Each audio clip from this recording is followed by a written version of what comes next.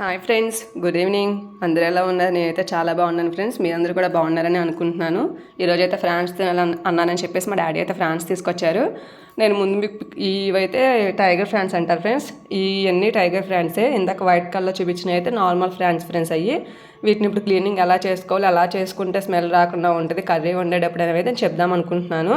France అల్లం అంటే మా సిస్టర్ అయితే ఆడుకుంటుంది ఫ్రెండ్స్ వాటితో. వాటన్ని లైట్గా పేర్చి వాటికి నేమ్స్ అయితే పెడుతుంది ఫ్రెండ్స్. అది కొన్ని పేరుస్తుంది వెనకాల. సో ఇదైతే ఫ్రాన్స్ తీసుకొచ్చేసిన తర్వాత రొయ్య మీద పొట్టు అంతా వలిచేసుకోవాలి ఫ్రెండ్స్. ఇలా వలుచుకున్న తర్వాత వేస్ట్ అంతా ఒక వైపున వేసుకుని మంచి రొయ్యలను ఒక బౌల్లో వేసుకుని ఇదిగోండి మా మమ్మీ అయితే అయితే ఇక్కడ క్లీన్ చేస్తున్నారు.